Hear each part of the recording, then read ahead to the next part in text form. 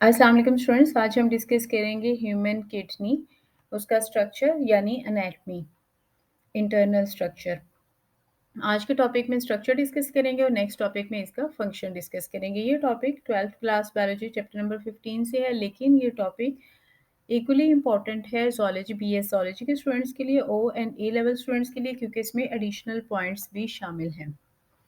सबसे पहले डिस्कस करते हैं कि हमारी किडनी हमारी बॉडी में किस जगह मौजूद होती है। Location of kidney.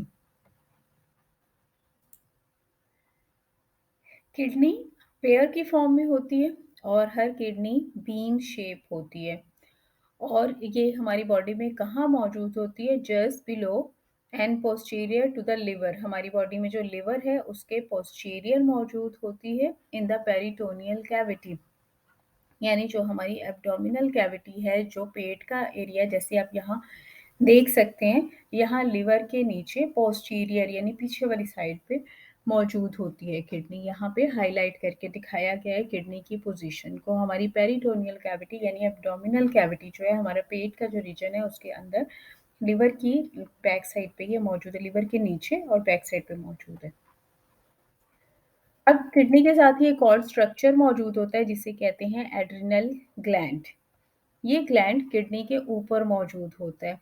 Adrenal gland hormones produce करता है। फंक्शंस में डिस्कस करेंगे कि एड्रिनल ग्लैंड क्या काम करता है, क्या इसके फंक्शन है, इसके ना होने से क्या नुकसान है, इसके होने के क्या फ़ायदे हैं। ये तमाम चीज़ें हम नेक्स्ट लेक्चर में इसके फंक्शन ऑफ किडनी में डिस्कस करेंगे।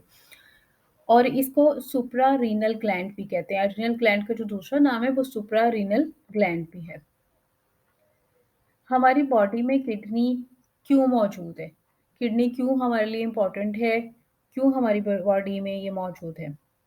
तो इस क्वेश्चन का आंसर ये है कि सबसे पहली बात ये कि किडनी हमारा फिल्ट्रेशन हाउस है। ये किसको फ़िल्टर करती है, किसको साफ़ करती है? हमारे ब्लड को। ये हमारे ब्लड को फ़िल्टर करती है और प्यूरिफ़ाई करती है। इसके अंदर से जितना भी वेस्ट मटीरियल होता है, उसको किडनी रिमूव कर देती है और वेस्ट मटीरियल को कलेक्ट करती है और उसको बॉडी से एक्सक्रीट करती है। हमारे खून को साफ़ करती है किडनी। और इसके अलावा ये इस्तेमाल करती है 25% ऑक्सीजन, जो कि हम लंग्स के थ्रू ऑक्सीजन लेते हैं। उसका जो 25% है ऑक्सीजन का, वो हमारी किडनी को चाहिए होता है। क्यों चाहिए होता है? क्योंकि किडनी ने सबसे ज़्यादा वाइटल फंक्शन परफॉर्म करना होता है, प्यूरिफिकेशन ऑफ ब्लड। इस प्रोसेस के लिए ऑक्सीजन चाहिए होती है। ऑक्सीजन जो है, ये अलाउ करती है किडनी सेल्स को कि वो ज़्यादा अच्छे तरीके से काम करें और एटीपी प्रोड्यूस करें एरोबिक रेस्पिरेशन के थ्रू। और जो फिल्ट्रेट, जो वेस्ट मटीरियल किडनी से हासिल होता है, जिसको बॉडी से बाहर एक्सक्रीट करती है, उसको यूरिन कहते हैं। स्ट्रक्चर ऑफ किडनी की बात करते हैं। हमने लोकेशन भी डिस्कस कर ली, इसके ऊपर एक ग्लैंड मौजूद होता है, उसको भी डिस्कस कर लिया, और ये भी डिस्कस कर लिया कि किडनी क्यों ज़रूरी है। अगर किडनी ना हो तो हमारा ब्लड प्यूरिफाई ना हो, उसमें वेस्ट मटीरियल रह जाए और वो टॉक्सिक और पॉइजनस सब्सटेंसेस हमारी बॉडी को ख़राब करेंगे। जो टॉक्सिक और पॉइजनस सब्सटेंसेस हैं और वेस्ट मटीरियल, हमारी किडनी उसको ब्लड से ले लेती है और फिर बॉडी से बाहर एक्सक्रीट करती है अपने प्रॉपर सिस्टम के थ्रू, जिसको हम डिस्कस कर रहे हैं। स्ट्रक्चर ऑफ किडनी में सबसे पहले इसका आउटर स्ट्रक्चर डिस्कस करते हैं। जब भी किसी चीज़ का स्ट्रक्चर डिस्कस करते हैं तो आउटर से इनर की तरफ मूव करते हैं। तो अगर हम एक्सटर्नली देखें तो किडनी को प्रोटेक्ट किया गया है 3 लेयर्स के साथ। तो ये जो सबसे बाहर वाली लेयर आपको नज़र आ रही है, ये टफ कनेक्टिव टिश्यू की बनी हुई है और उसका नाम है रीनल फेसिका। किडनी को रीनल भी कहते हैं, यानी जो भी किडनी से स्ट्रक्चर रिलेटेड स्ट्रक्चर मौजूद है उसके साथ रीनल का वर्ड आता है, रीनल फेसिका। उसके बाद अगर हम देखें तो जो उसके बाद सेकंड लेयर है, अभी हम आउटर लेयर्स की ही बात कर रहे हैं, लेकिन आउटर मोस्ट जो लेयर है उसको हमने डिस्कस किया। उसको उस लेयर के नीचे एक और लेयर है, जैसे आप यहाँ पे देख सकते हैं, सेकंड लेयर। इसको कहते हैं पेरीरीनल फैट कैप्सूल, जो कि एंकर करती है किडनी को, अपनी प्लेस पे रखती है किडनी को।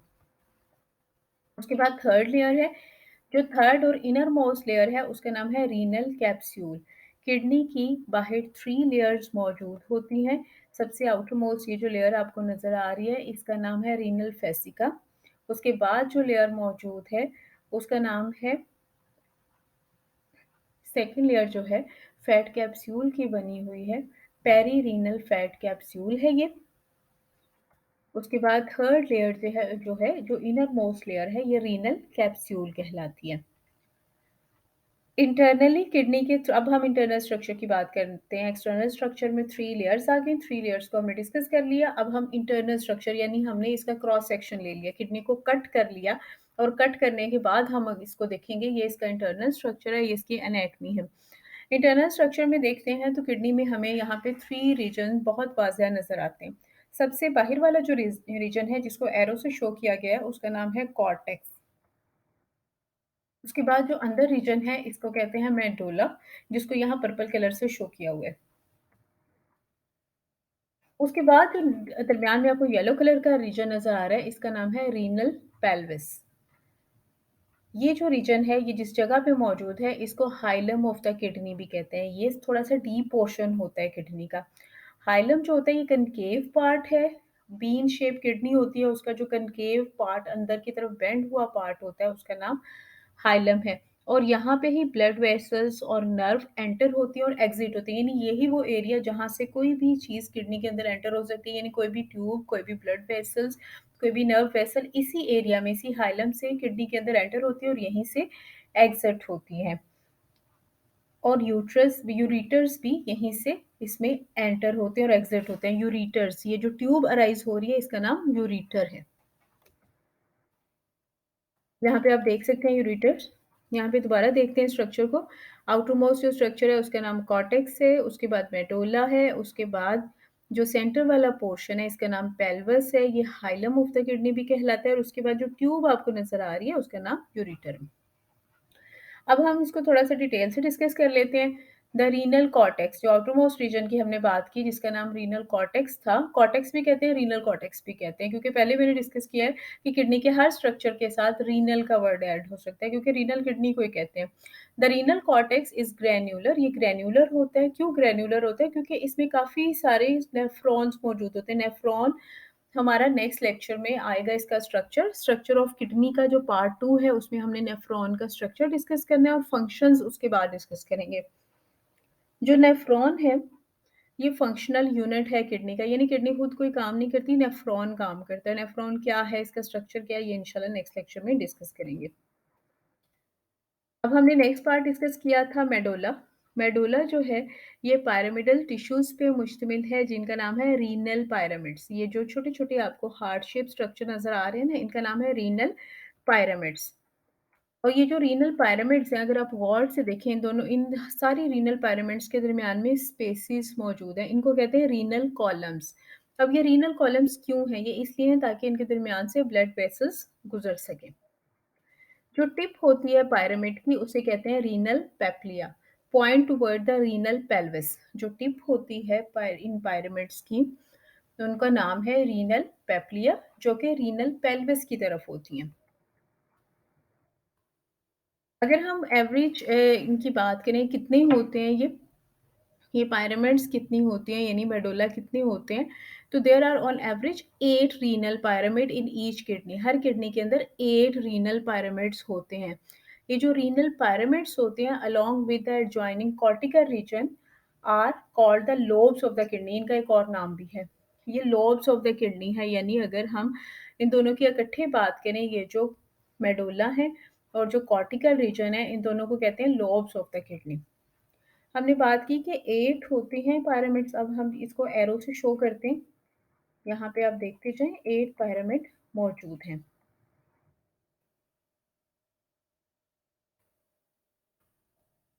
अब नेक्स्ट स्ट्रक्चर को डिस्कस करते हैं। हमने आउटर स्ट्रक्चर डिस्कस कर लिया, इनर स्ट्रक्चर डिस्कस कर लिया। अब नेक्स्ट स्ट्रक्चर की बारी है जिसका नाम है रीनल पेल्विस।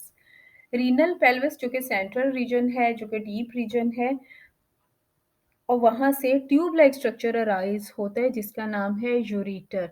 अगर 2 किडनीज़ हैं तो इट मीन्स 2 यूरेटर्स हैं, लेकिन दोनों यूरेटर्स जाके एक सेम स्ट्रक्चर के साथ अटैच होते हैं जिसका नाम है यूरिनरी ब्लैडर, जैसे आप यहाँ डायग्राम में देख सकते हैं।